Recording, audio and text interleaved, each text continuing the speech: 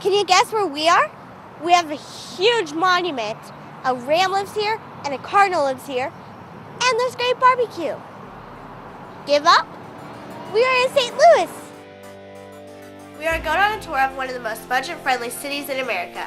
We will visit the tallest man-made monument in the country, play with some slimy little animals, and do some very scientific DNA testing. While we are in town, we will find the best location for local produce, and we will even take our first driving detour of the season. On our travels across America, this is our stop in St. Louis. Welcome to St. Louis.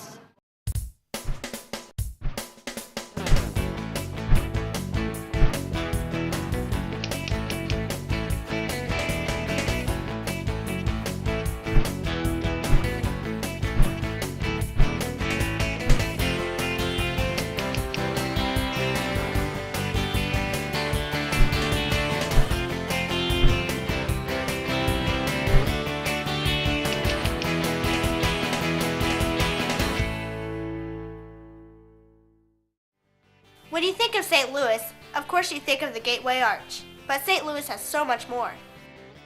Located on the eastern edge of the state of Missouri, St. Louis, or the Gateway to the West, as it is sometimes called, sits right on the Mississippi River and is home to peanut butter, the ice cream cone, and iced tea. This is a ripoff. The arch looks much bigger in the postcards. Not only can you go up in the Gateway Arch, but you can also catch a football or a baseball game. Head out to the Free St. Louis Zoo, or you can eat at the many local restaurants. There are more free attractions in St. Louis than any other city, not counting Washington, D.C. That is what makes it the perfect destination for a family looking for a fun-filled vacation on a budget. This Midwest city won't make you go broke. Come along as we visit some of the great attractions this city has to offer. Okay guys, let's go kidding around. We're going to show you a great hotel in the center of it all. When we travel, we like to find the family-friendly hotels, and the Hampton Inn downtown at the Gateway Arch was just that. Our room was perfect for a family. Wow! Whoa! Awesome! This is a comfy bed! Hey, there's a refrigerator! There's a flat screen TV! Hey guys, come over here! Great view on the arch!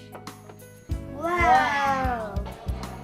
Not only was our room great, but there was an indoor swimming pool and hot tub, as well as an arcade where we could play some games. We felt so at home that we played checkers in the lobby, and Alex even took a nap. The best thing about this hotel was the huge breakfast they had each day, for free. They had hot foods and cereal and donuts. There was so much to choose from that everyone found their favorite. And each day we could have a different meal.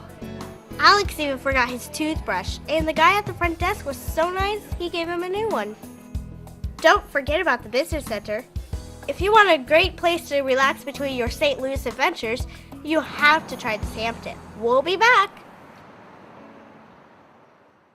One of the fun and unique attractions in St. Louis are the Gateway Arch riverboats, where you can take a cruise up and down the Mississippi River. Let's get their departure. All aboard. Final boarding call. Today we're at the Mississippi River, and we're riding on the Tom Sawyer. This is a great way to see the arch as well as some of the bridges that go over the river. There is a guide that tells you all about the sights along the way. And then maybe to the right was once part of an island by the name of Bloody Island. It received its name from the many fatal duels that fought over there back in the 1820s and 30s. He knew so much. Look over to the right now, you can see the Gateway Arch come to sight. Don't forget to grab a snack. We could have gotten popcorn. If you love trains, then you are going to have so much fun at the Museum of Transportation in St. Louis. This is not just your normal museum. Here you can climb in and out of trains, ring the bell, ride on a trolley, and mini train, and so much more. The best way to see it all is by going on a tour, but if you want to explore it on your own, you can do that too. That is Therese. She did our tour. She was awesome. Two kinds of trains. Passenger train carries people. A freight train carries anything but people. What's on the back of a freight train? Booze. That's right. That's on the back of a freight train. Now let me tell you why they're on the back of a freight train. Any idea? Most people don't know what a caboose is for. That's what you need me for. I'm the tour guide. The whole reason for a caboose is that second story part that's called a cupola. The brakemen climb up there and watch the train in front to make sure nothing's going wrong. That second story part is where they do all the work from, but also the caboose is the conductor's office. If you guys want to grow up and be the boss of the train, you do not want to be the engineer, you want to be the conductor. I want you to stomp your feet and scream and holler and make as much noise as you can.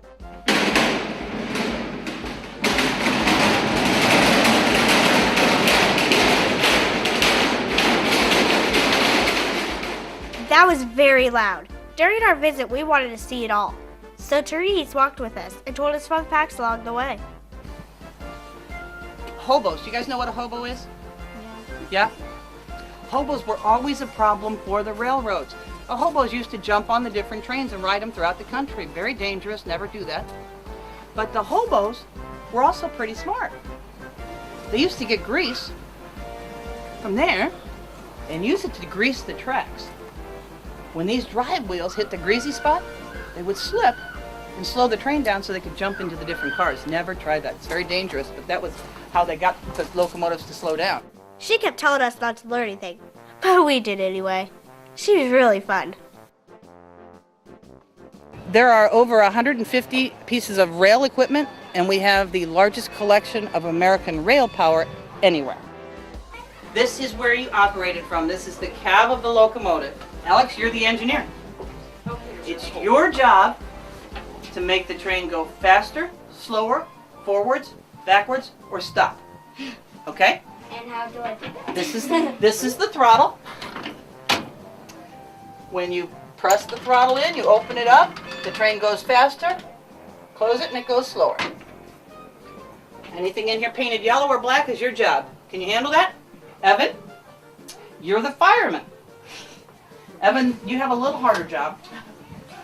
You can look in here, see where they need more fire. You can look and see where they need more water. Anything in here that's painted red or green is your job. Holy You got a big job. Can you handle that? Even over here. Even over here. Oh my goodness. And I'm going to tell you a secret. We're the ones that painted them, red and green. You had to know. If you guys forget everything else I tell you on tour today, if you forget everything else I tell you on tour, this is what I would like for you to remember. First of all, 9 times out of 10, if you're on the tracks, the engineer cannot see you. It's already too late. Second, if he sees you, it normally takes at least a mile to stop a train. So, if the engineer does see you and it's difficult to see you, and he puts the brakes on, most of the time it's too late to stop the train. So it's always in your best interest never to be on railroad tracks. Well, on our way to ring the bell. Okay, let's go.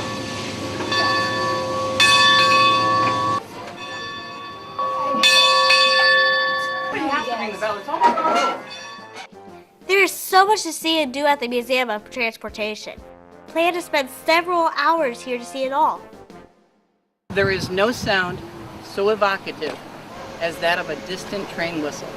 When you compare it with the screech of a jet, you get a tragically clear sense of a difference between the two ages. Up next, we make a stop at 2 of Forest Park's main attractions and go watch our favorite drink be bottled.